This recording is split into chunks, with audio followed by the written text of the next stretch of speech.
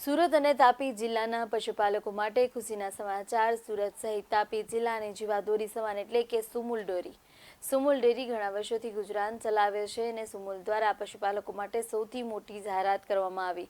માહિતી મુજબ સુરત સુમુલ પશુપાલકો માટે બોનસની જાહેરાત કરી, જેમાં કિલો ફેટે 115 રૂપિયા આપવામાં આવશે। સુરત સુમુલ ચેરમેન માનસિંહ પટેલે જણાવ્યું કે 4 જૂન બાદ સુમુલ સુરત તાપી મંડળીના 385 કરોડ રૂપિયા જમા થશે અને સુરત સુમુલનું 2023-24માં વર્ષનું વાર્ષિક ટર્નઓવર 6,333 કરોડનું થયું છે, જે ગત વર્ષ કરતાં 18% વધુ છે। જાણીએ સમગ્ર વાત વિશે। Jayesh Patel, director Sumul dairy. સુમુલ ડેરીની આજે આદરણીય પ્રમુખ શ્રી માનસિંહભાઈ પટેલના નેતૃત્વમાં નિયામક મંડળની સભા મળી હતી।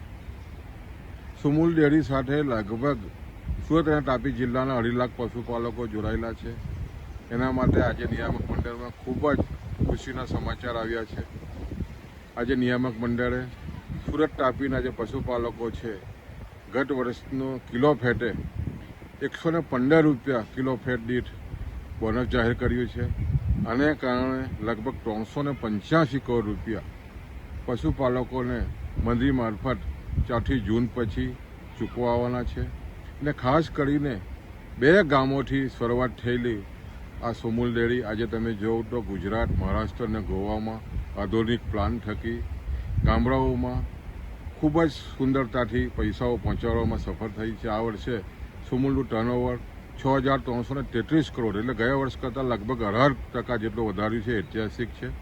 અને ખાસ કરીને જે રીતે 115 રૂપિયા કિલો ફેટે જે ભાવ વધારો જાહેર થયો છે અને ખાસ કરીને આદરણીય માનસિંહભાઈ પટેલના નેતૃત્વમાં સફળ વહીવટને કારણે આજે 385 કરોડ રૂપિયા 4 જૂને મંત્રીઓ મારફત તમામ પશુપાલકોના ખાતામાં આપવા જઈ રહ્યા છે। પશુપાલકોમાં આનંદ છે।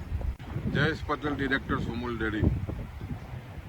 સુમુલ ડેરીની આજે આદરણીય પ્રમુખ શ્રી માનસિંહભાઈ પટેલના નેતૃત્વમાં નિયામક BS9 TV ન્યૂઝ સાથે પરેશ રાઠોડ, સુરત।